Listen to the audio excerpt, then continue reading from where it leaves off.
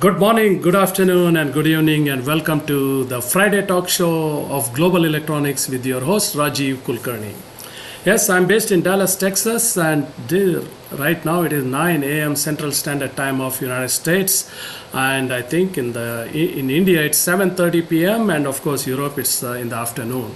So that's why I always say good morning, good afternoon, and good evening. So wherever and whichever part of the world you're watching this Friday talk show. And Global Electronics Friday talk show is mainly catered to all those electronics community people who are engaged in the electronics manufacturing.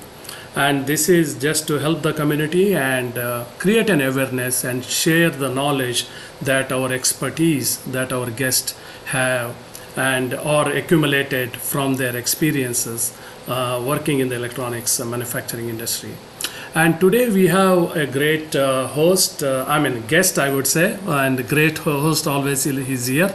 And so the guest is has a wealth of experience in the printed circuit manufacturing as well as owning the PCB company. And I would say for more than 2 decades or 2.5 decades in the United States. So Mr. Greg Papandrew, and if I spell that correctly. And so he is the president of a company called Direct PCB, and he's also a very active Surface Mount Technology Association member, and also he participates in a lot of SMTA shows as I also do. And and he carries a wealth of knowledge, I would say, in the PCB industries. As we all know that printed circuit boards is the heart of any electronics device or gadget or assembly, because without the PCB you cannot have any electronics product. And but many of us, we just take printed circuit for granted, and we think that, oh, it's just a commodity. No, I don't agree with that, because it can be categorized under commodity in many corporations, but I always consider printed circuit board is the most important product in the electronics, because without the PCB nothing can happen. You cannot stuff the components, you cannot do anything.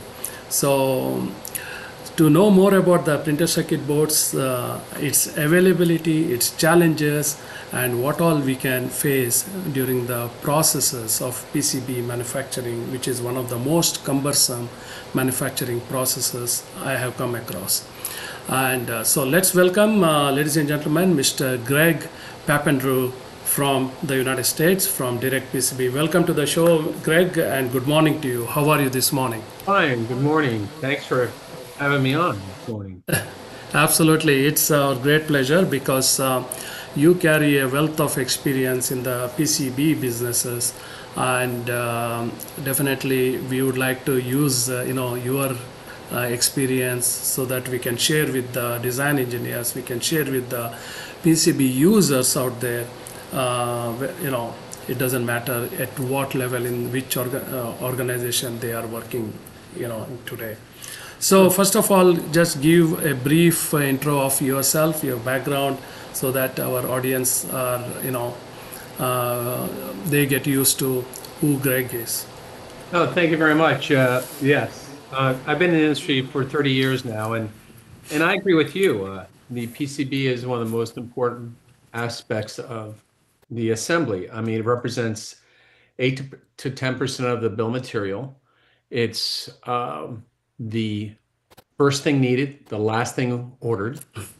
And it is a custom-made item. And yes, people like to put it as a commodity. And in some cases, yeah, you could, but nowadays it's getting to a point it's not anymore. As far as that, I've really enjoyed this industry. I think one of the biggest things about this industry is that I'll be the first one to say it's been very good to me, and the first one to say don't get into it. Yes. But no, what I do is I'm a broker, and it's okay to use the B word with me. I started off domestic in the domestic industry and worked my way into brokering, and it came really down to just providing a service. And the service, even though the board is a commodity, what I found is the biggest thing is people buy product from individuals. They buy a board from me or they buy it from you, and there's a trust there. And so what happens is that's what I found out was whereas they were still coming to me, they would still say, Greg, solve this problem. And that's why I came up with Direct PCP. Actually, I started a company called Bear Board Group, BBG, in 2002 and sold in 2012. Same kind of principle, but I took it to one step further where, there's nothing wrong with getting more closer to the factory. And that's why I came with Direct PCB. In fact, after I stayed in the industry for 3 years because of the sale of BBG, and I got back into it, I noticed that the I noticed that people were relying more and more on brokers, and the reason why was just customer service, or they did not know, or what happened years ago was, you had 20 years ago, you had these buying departments. Okay, this guy was in charge of this gal was in charge of that. Now you have one person or two people, and they're buying everything from components boards to toilet paper. Yeah. So a lot of these buyers today are either untrained, they don't know what a board is, because also there's been a retirement. People have left the industry. So you have these younger people coming in. They don't know what a board is. They treat it as a line item. They treat it as a commodity. Because years ago, it used to be, someone give you, you go into an office, they gave you extra silvers. Like I said, you built single and double side board. They gave you silver. You looked at the board, okay, and they had to physically hand it to you or mail it to you. And you looked at it, you go, okay, this is the board. Okay, you want this in array. How much array? And it was a discussion. Nowadays, it's a line item. They send electronic data. And the board does not know what that is. And it's not they could care less. They don't have time to care. Yeah.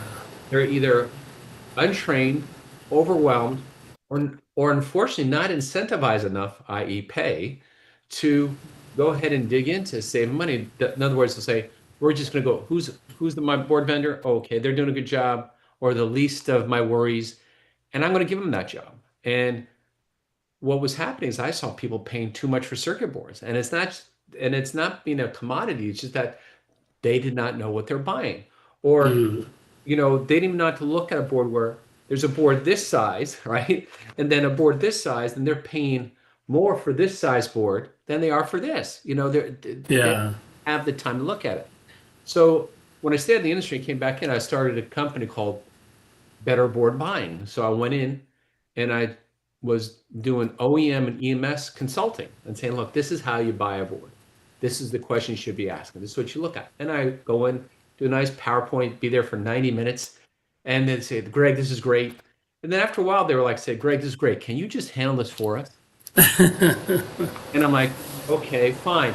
So then what happened is I started to keep things separate. Better Board Buying was consulting. And then I came up with Direct PCB as the boards.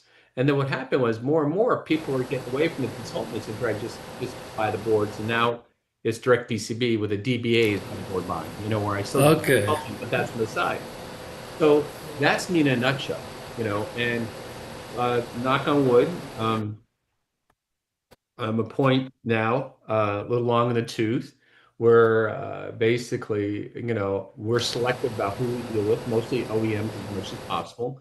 And we provide a lot of services to customers who say, Greg, you and your partner Clement, that's the other half of the organization, Clement Yoon, who's based out of Hong Kong, well, we make things work for customers.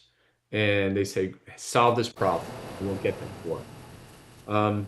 Most of our manufacturing is mainly from China, but because of tariffs and everything that's going on, we're also looking at, we also have operations in Thailand, Malaysia, and of course, Taiwan, which I've been dealing with Taiwan for just about all those 30 years.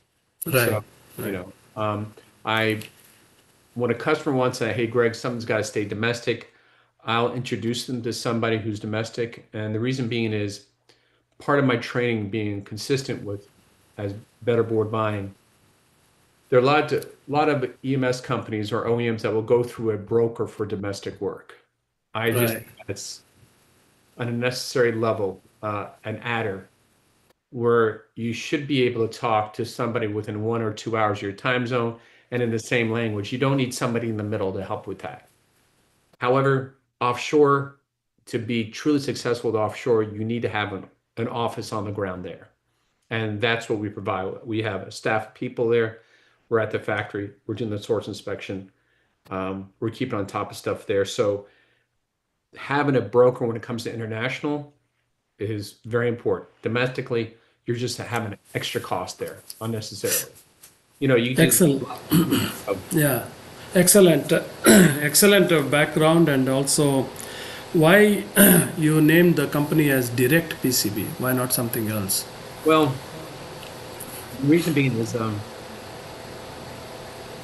dad told me a long time ago, whenever you title your company, you got to put what you sell in.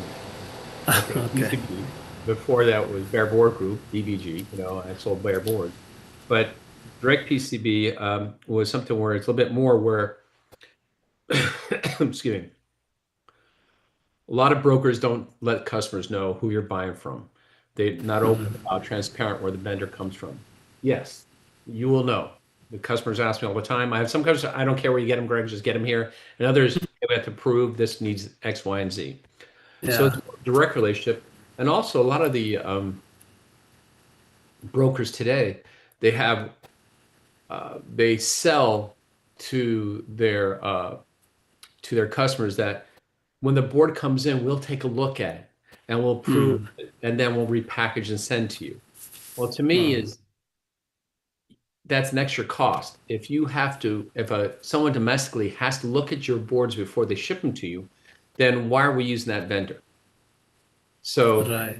um, and so up to recently, and I'll tell you why we have changed it, but up to recently, it was a direct shipment from the factory to the board house, to the assembler. There is Oh, no in between. Unfortunately, because of tariffs, and we'll go into detail with that later, I have created a warehouse, but it's just a waypoint. And we'll go in more details that when we get to the tariff portion. sure, sure. But that's That where was, so that's why I say yeah. it's direct. It comes directly from the factory. Okay, And we great, don't do great. an inspection. Okay, okay. That's interesting because you mentioned about tariff. That was my next question. That you know, we spoke about the availability where we can get the boards. You mentioned that you have offshore manufacturing locations and also onshore. If somebody wants the board, so you refer them to within your community, so that your customer doesn't suffer in terms of finding the boards. Excuse me. Sure. So now this the challenges that I have seen. I've been reading about imposing the tariff, custom tariff on the products coming from, especially from China. If I have to mention that, so it's kind of not really defined still yet that what kind of percentage we are talking. Of course, not going much detail into the government activities, but just overall, just for the debate's sake or for discussion's sake, I mean, how you are able to manage the so-called volatility on the decisions of imposing the tariff Sure. with your customers. Very good question. Okay, there's two things. I'll have a couple things here, the way to attack it, this question of yours. And it's going to change next week.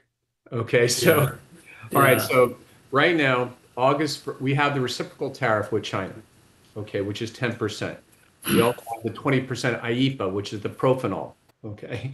And then we do have circuit boards that are tariffed at additional 25% from China, but we have the Section 3, which is the Section 301, but the Section 301 has an exemption for 2 and 4 layer circuit boards, which is still. So unfortunately, the Section 301 exemptions will expire at the end of August. Okay, now they may continue that, but the president's going to be going to China next week. So this is all up in the air. So right now, if you're going to import a circuit board from China, okay, say it's a 6-layer PCB, you have the 25% Section 301 tariffs, the 20% propanol, and then you have the 10% reciprocal, for a total of 55% on circuit boards come from China. Now, if it's 2 and 4-layer, it's only 30% tariff. Now, the propanol, the 20% may go away because the thing was that there was so much propanol coming up through the border. Will the border secure? Will that 20% go away? Don't know. We'll find out next week.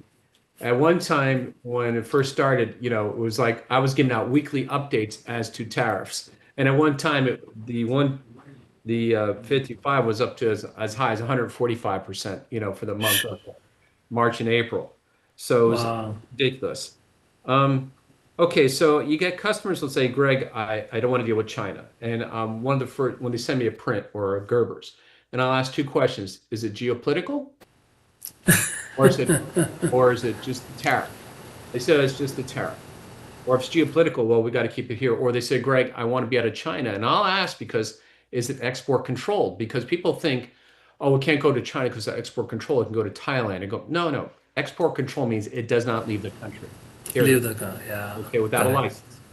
So, so that's one thing. As far as geopolitical, I'll say to the customer, look, Thailand right now, the reciprocal, there is no Section 301, there's no propanol, but Thailand right now has a reciprocal tariff of 36%.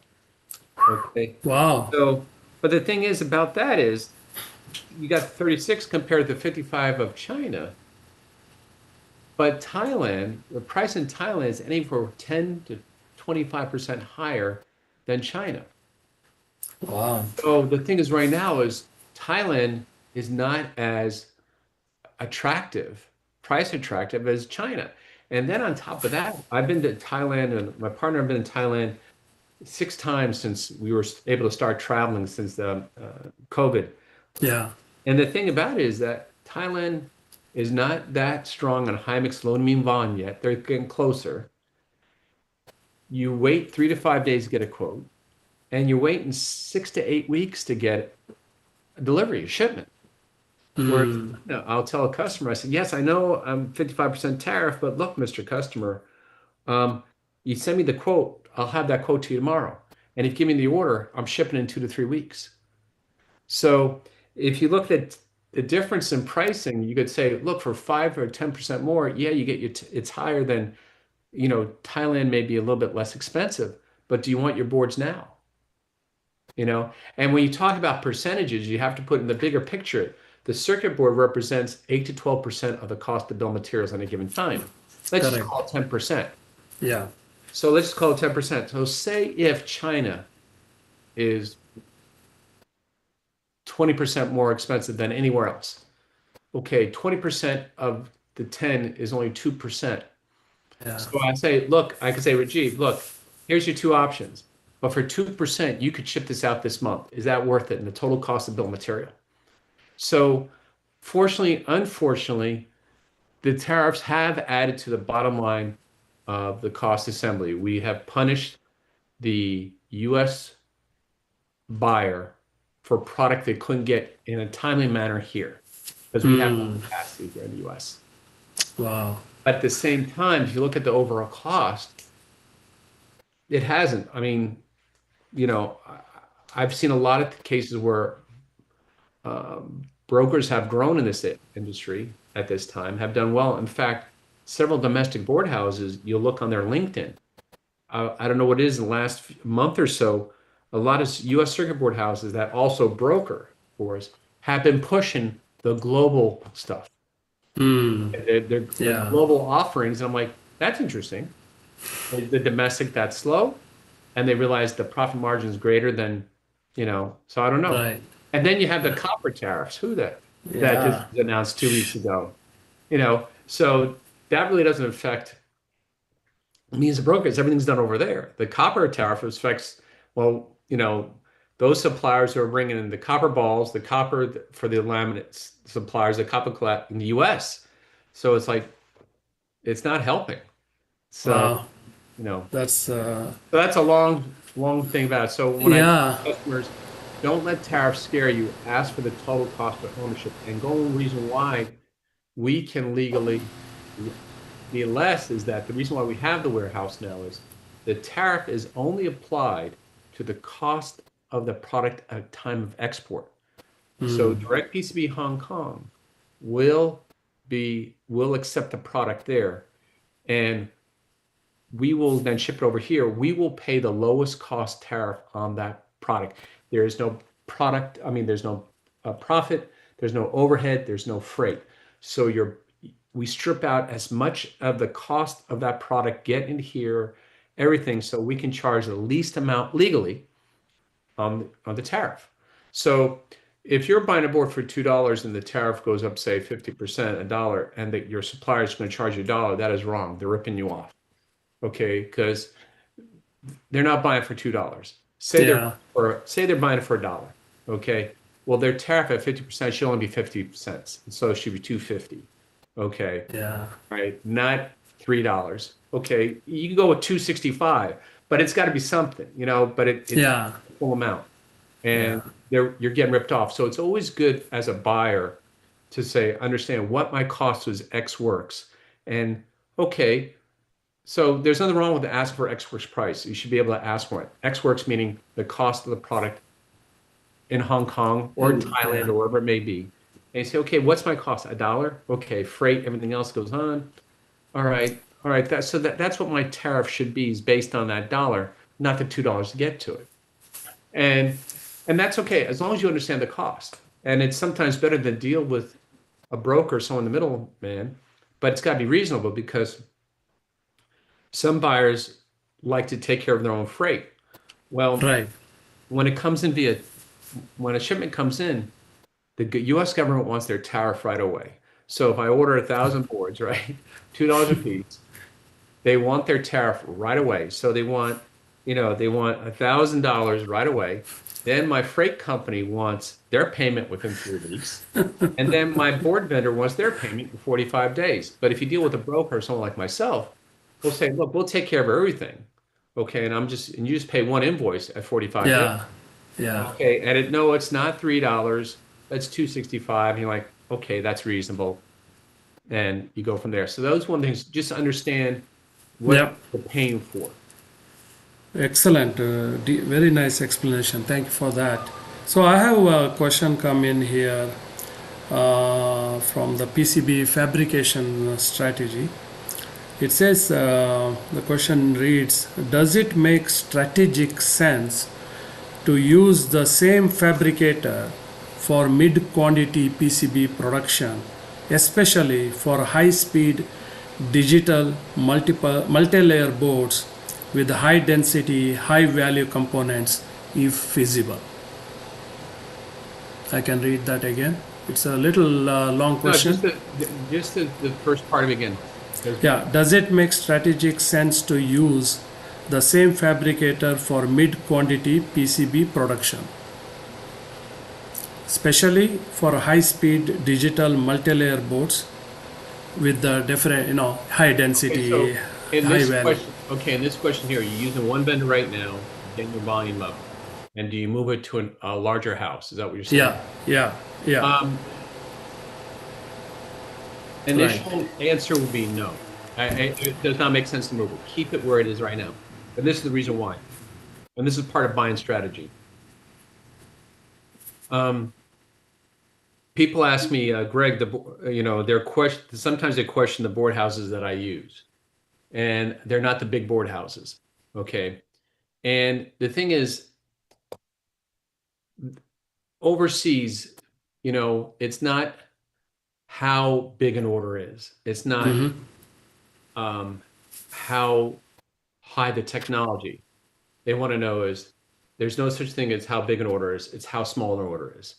Okay. They're more concerned. They want to have runners.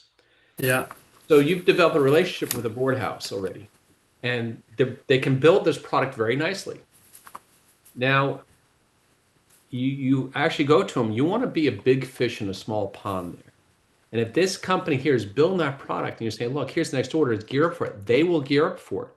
And it's best interest for that because what happens if you move that job to another company, a larger company, they're gonna, now you're a small fish again.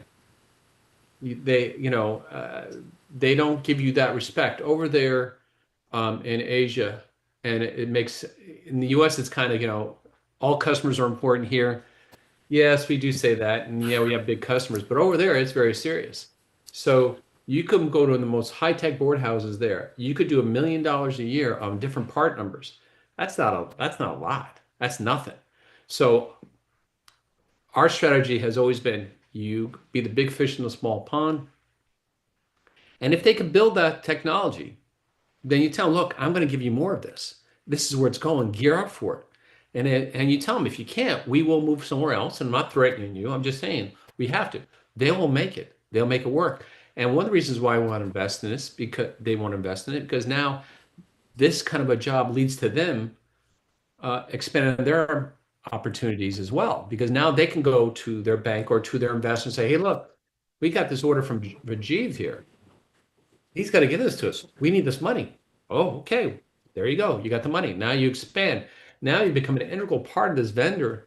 And yeah, so if they can build it, I'd stay there. I would not move it because then you can lean on them when production ramps up. Yeah, The big correct. courthouse, you lean on them. They go, no, excuse me, that's only $1 million there a year. A nice Right. million. We got another 20, 30 million with another customer. So I would keep it there. And that's part of the strategies that when you're dealing with Asia and all that. And it's part of relationships too. Yeah. So, and more likely at that smaller house, you have a better relationship with the ownership management than you would at the new place because they don't. Excellent. Very good. And also, there is another question follow up to that. Is shifting fabrication to tier 2 facilities a viable approach, given the tendency to do so frequently, citing commercial reasons or cost savings? Uh, I would, if you're going to move a job from any reason, it's got to, with all things being equal, quality and delivery, it's price. Okay. Yeah. It's got Yeah. to make sense. And Right. it can't be for 5%. Okay.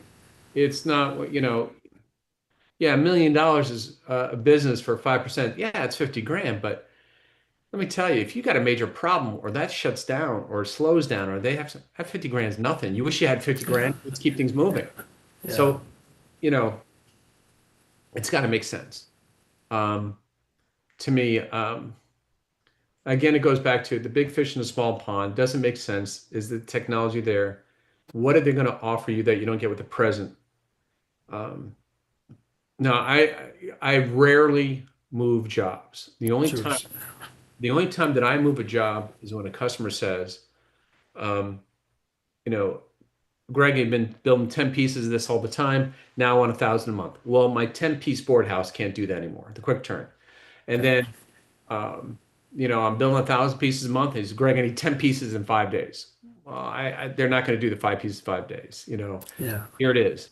Um, so that is the only time that I move a board is really not for technology. It's just time, depending on that. Other than that, you I can't tell you how many times I've helped grow board houses, whether it be in Taiwan or in China, okay, and now Thailand, that I help grow them, that you're an integral part of their operation where you can lean on them. And when you lean on them, Yeah. they'll help you on it. And it's not leaning on for pricing, it's leaning on for delivery because you want performance. Yeah. Excellent.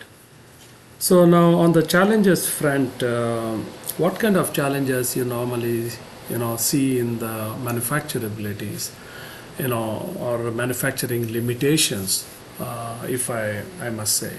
Okay. Well, seeing a lot of, there are some challenges when you get into the ultra fine pitch and the ultra fine line. In some Okay. cases,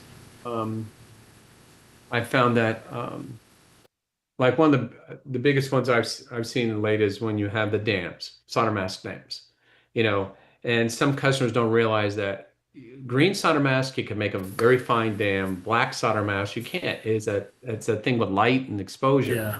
So Yeah. sometimes you do that. Sometimes, you say, hey, we want to shave the pads to give you that dam. Some of that is, so to me, that's where it comes down to an assembly there. The Yeah. other point is, I've had some customers, that don't understand the assembly, the manufacturing or the assembly process where on a double-sided board, two-layer board, you appreciate this, a copper filled via fill on a two-layer board. And the reason why they didn't want the solder to come up through the vias. I'm like, you kidding me, really? We're spending all this money on this. So the customer got burned, and they just said, "We're just going to do it this way forever." Um, you know, I, the finer stuff I do have a concern with.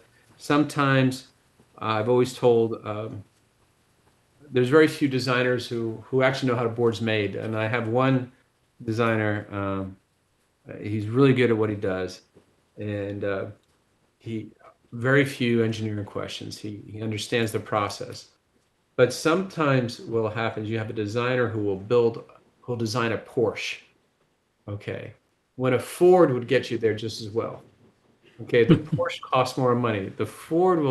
I can build a Ford all day long. Your price is there. There's not going to be fallout. It's going to be a beautiful board. One time, one case there where the mixing weight, there was a combination had a power board and a logic board on the same thing, and it was 2-ounce copper. He wanted an ounce of he wanted an ounce and a half of copper in the hole. He had 2 ounces on the board, and then he's wondering why he's had a problem with his fine pitch devices. So I gave it to a friend of mine. Another friend of mine was an engineer, and he says, Greg, if he just puts in 28 additional vias, okay, he could build a board with 1-ounce copper, and he could do that. And I went to him and said, look, this is the Ford. Okay, I could build this all day long, and here's your price, and there's not going to be delay and everything else.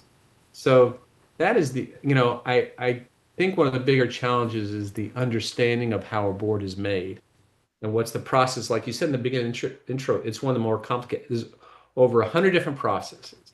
Yes. And it's not it's not if, but when a problem's going to happen. And that's the thing is they don't understand this is all that needs to be made in a board. And you've got the back drills, the laser fill, you got the laser vias, in some cases you need that, no doubt about it.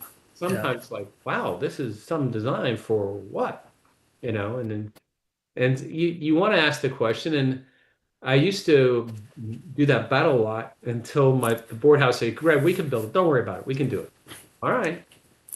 Because I want to make the board as easy as possible. As possible. No, I remember some of the supply chain people, they used to ask very stringent quality, requirements, right? So I always used to wonder, really they need that kind of, or they need just an excellent board, right? And to work there. And so that's all basically, end of the day, that's all I would look as a board manufacturer. But when the audit happens, they would try to, pinpoint those fine details. So I always kept wondering, does that add eventually the value instead of having a good board in your hand? I think that is what it made perfect sense always. True. Yeah. So, and also, I've always answer a question with a question. Because sometimes when they do, sometimes I've done surveys, customers say, you don't do this. And I go, do you need this? Is this really important to you? No, but it would have been nice. Okay, but this has no effect on your technology now. They go, no. All right, so stop, Yeah, exactly. Right. So it's like, all right, when we get to that and you're serious, we'll cover that bridge when you're serious. Yeah. It's not now. Right. You're trying to disarm them at the same time. You're saying, look, come on, you're being a little ridiculous on us. Yeah. So X out is one of the important thing that we see in the PC board supply chain. Some customers prefer some X outs just to reduce some cost so that the manufacturer doesn't carry all the burden of scrapping the boards or so and so forth. or sometimes you have to route it out and then singulate the boards or so on and so forth, whatever you need to do, because that will just add more cost to the boards. So what do you think, like X out acceptability Sure. level No, and it's what it funny. should be? Yeah, Yeah, yeah. it's funny you mention that. I write about tariffs, I write about government, I write about quality, I write all these things, and I'll write about these things, and I'll really think about it, spend days on these columns or articles. Then I write a simple one about, and no one reads those ones that I spend a lot of time on. And then I write one about X outs, and it hits all the time. The simple one. All right, so okay, X outs. Yeah, but preferable not to have them. But give the board house a break. 2 and 4 layer easy technology, you shouldn't have an issue. But when you get into higher technology boards, especially small ones in array, you should let that. You as an assembler should, or an OEM should go ahead and say, hey, we understand. Now, what I would do is a lot of these companies, they don't have a PCB fab spec. And I said, well, where's it in your spec? You say, no X outs. Okay, no X outs. We're going to be charging you for this. But, basically, I always say this. X outs, the number of X outs, I don't have a panel here in front of me, should not exceed more than 10% of what's on the panel. So if you have a 20-up array, you shouldn't have more than 4. Okay, excuse me, 10%. You should not have more than 2. Do. And then of the arrays that we're shipping, okay, no more than 10% should have an issue. So you're basically saying is that I'm shipping you 1,000, I'd say 100 arrays. The most that should have an X out should be 10 of those arrays. And of the 10, there only should be no more than 2 per of those arrays. So at the most you have 20 X outs in your total order. But I am shipping you a complete amount. You're going to get at least your 1,000 pieces. The reason being is if you could look at an array twofold. An array, a complete array is either, say it's 10 up. Okay. Is that a complete board? And would you accept a board that 10% of it does not work? Yeah. Look at it that way. Well, the board house sees that that's not 10% doesn't work. They're throwing away 90% of a good board. Yeah. Good. Yeah. And that affects the panel up. So what happens is it's not throwing away 10 pieces. It has to do with the manufacturing panel as well, the whole process. So I always say this is you have that spec. Okay, no more than 10% of any of the boards in the array can be X'd out, and no more than 10% total of the arrays being shipped will have an X out, and they'll be segregated at time of shipment. You ship the full 1,000 pieces, whatever that may be a combination of. That I think is reasonable, especially when you get up to 8, 10 layer PCB, 6 layers, depending on that, depending on how well it's been designed or how tricky the board is. 2 and 4 layer these days, it's really a non-issue. Most board houses won't, if it's simple technology, they'll say, yeah, no problem. We're not going to ship you that stuff. But the higher tech, they might go, hey, we got an issue here, like that. Yeah. In some cases, machines today, either you marked with a physical X out, or there's a fiducial that is punched away. So the factory will go ahead and punch off fiducial because you've got some machines now that, and a lot of them do it today, they can read and they quickly scan. I'm not stuffing. Right. And that does save on costs. Yeah. So one of those, I would encourage a customer to, as part of their savings, is to go ahead and not encourage, but talk to their production and management team, their process engineers, say, hey, look, we should be allowed to accept X outs, and it should be a reasonable amount. Okay, you don't want to get 5, 10, because you're running all this product down, you're pasting all these boards, it's costing you money. I would encourage your production to do it, but at the same time, you minimize what's coming in from your supplier. Excellent answer. So what kind of the scenario exists these days on the raw material supplies to the PCB manufacturers, for example, laminates or copper, etc. Well, right now, domestically, well, we had a laminate supplier that almost went under. Now it's back on, Camden Copper, for the copper clad here in the U.S. They just made the news a week or so ago, which is good. Um, there's a lot of material that's made offshore that um, that is comparable to what is made here. Um, a lot of, whether it's the iSolar or the HR370, a lot of customers that we have to use this. Well, I got to bring the material in. I mean, as far as keeping costs down, that's one of the biggest things that I would look at today is saying, hey, look, you spec a material, but also in your specs that are comparable or equivalent. And you have to approve it. And they'll send this into your engineer, and you look at the material and say, yes, this should do fine. That is one of the biggest costs, especially today's with the higher tech PCBs, is the material. I would locally get a lot of the materials made in Taiwan and China are very good. Okay, for product, I mean, if it's true we only make 4% of the world's PCBs and China's making, or the Asia's making 30%, and that's one of the reasons why Thailand is more expensive, because a lot of materials are still coming in these other countries, Malaysia as well. But they're using it for their product. It's or probably in the half the product in your house anyway. From cell phone to your TV to whatever you may use. Right. But the thing is, use that material. It's there. It's readily available. Oh, they get you the material. It's going to cost more, and it adds to your lead time. So, as far as even high speed materials, look at the other ones they have. They're very, and as an OEM, I would be very open. I would encourage the OEM be very open to use other materials. And then, prove the stack up, prove up the impedance and all that. They'll send it, they'll do everything to show you, using this material, I'll get your impedance that you require. And it's going to be this cost. And I don't have to wait to get a month to get the material in, special order. Right. Because one of the things when they're ordering material, they're not only, they got to order material specific to a job, but also they got to order overage.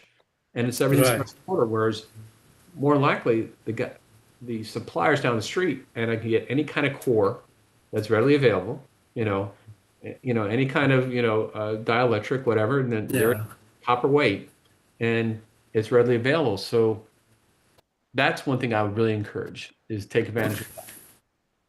Very As an good. engineer, I think sometimes engineers are sometimes a little bit too stiff. And it's got to, just be a little bit open. Here's another way of doing it. Yeah. Because a lot of the places I deal with, for lack of a better word, they're like, we build a lot of boards. We don't just build it for you.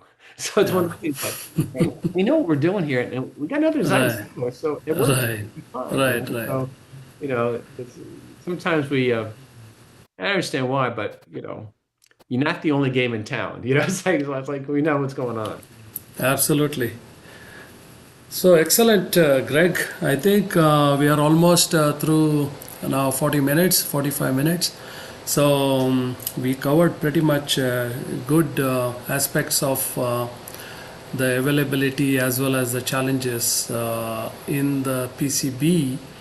But of course, we can have another couple of sessions related to the printed circuit boards and maybe more on the technological side and so on and so forth. Or an update on tariffs in about 2 weeks, maybe. Yeah, yes, absolutely. I 2 think weeks we can after talk. that. Yes, yes, we can definitely have. And anything that you would like to give message to our audience before we call it a day today? The biggest thing I always say, and I say is anybody who buys circuit boards, there's reliance on who you use, and you have a relationship, but don't allow that become lazy, because what happens is if you rely on that person all the time, or that group has majority of your business, their prices will raise a little bit. Okay. Yeah.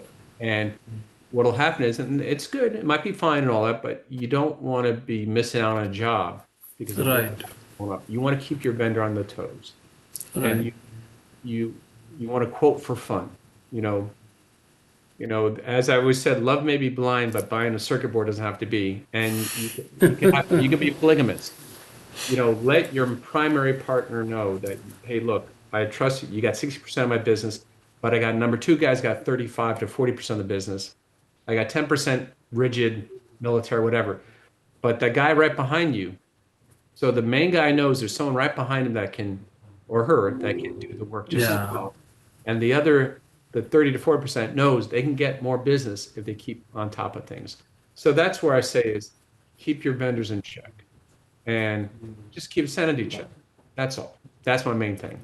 Excellent. Fantastic message. And to all the audience out there, thank you very much for participating. And you have the YouTube link available. You can watch it at any given point of time. And also, please do visit www.directpcb.com so that you will know more about Direct PCB as a company and what they do. And you can definitely, make use of their services for the printed circuit boards. And thank you very much, Greg, for your time to Thank share you. your wealth of knowledge with our audience. And we will see you again in next some coming episodes. Sounds And great. yes, thank you very much, and Thank have a you. wonderful weekend. And to everybody, the listeners, have a great afternoon, great evening, and have a wonderful weekend. And God bless wherever you are. Please take good care of your health. Thank you very much. Thank Bye. you. Take Bye. care.